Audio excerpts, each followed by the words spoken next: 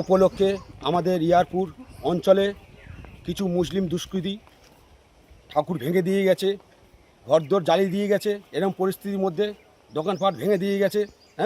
বারবার হচ্ছে, এটা নতুন কিছু নয়। আমরা এর প্রতিবাদ চাই। যতক্ষণ না এর প্রতিবাদ হবে আমরা খেলা হবে।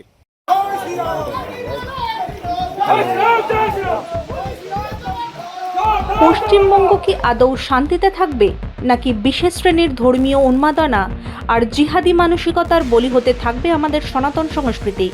গত কয়েক বছরে বাঙালি হিন্দুর মনে ক্রমশ গাঢ় হচ্ছিল এই আশঙ্কার মেঘ।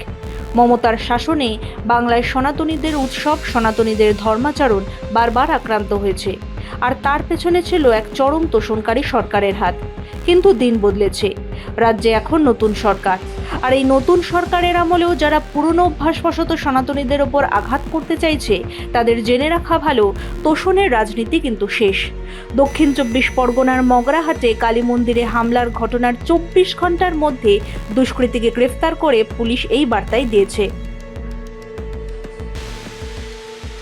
ঘটনাটি ঘটেছে মগরাহাট পশ্চিমের উস্তি থানার ইয়ারপুর অঞ্চলের ধর্মতলা এলাকায়।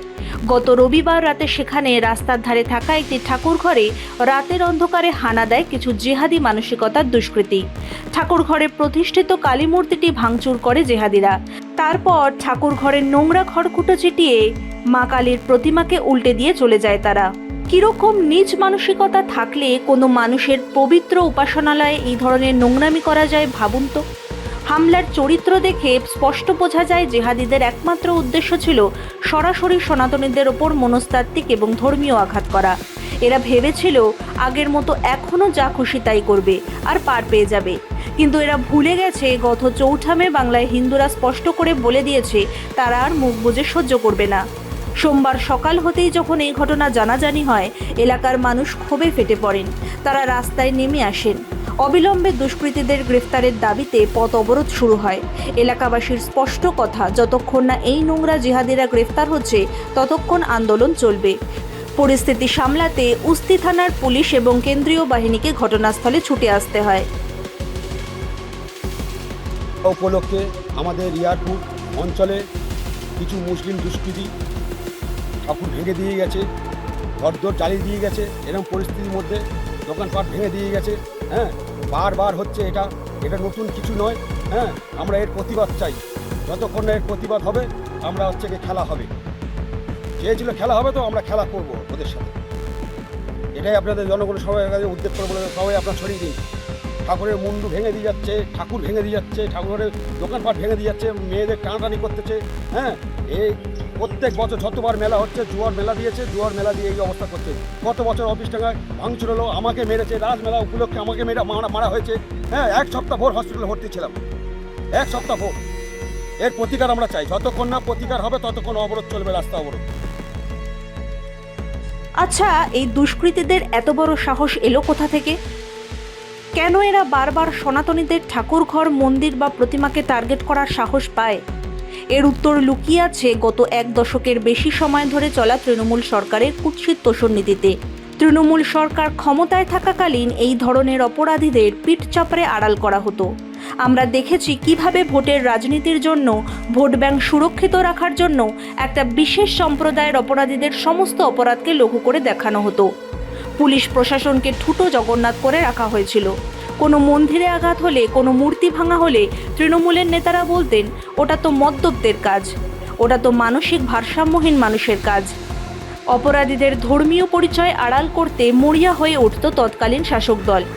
এই প্রশ্রয় পেয়েই মগরাহাট, ভাঙর, ক্যানিংয়ের মতো এলাকায় এই জিহাদি মানসিকতার সমাজবিরোধীরা ডালপালা মেলেছে।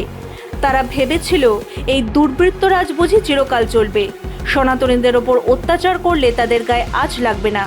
কিন্তু মোক্ষম আঘাতটা লেগেছে অন্য জায়গায়। তোষণকারীদের মুখে চুনকালি দিয়ে এবার সত্য সামনে এসেছে। উস্তি থানার পুলিশ অত্যন্ত দ্রুততার সাথে তদন্তে নামে। গত 18 মে সকাল 7:30 নাগাদ খবর পাওয়ার পরই পুলিশ ঘটনাস্থলে যায়, উত্তেজিত জনতাকে শান্ত করে এবং ঘটনার তদন্ত শুরু করে। সিসিটিভি ফুটেজ এবং স্থানীয়দের দেওয়া তথ্যের ভিত্তিতে সেই রাতেই গ্রেফতার করা হয় মূল অভিযুক্তকে। তার নামটা শুনবেন।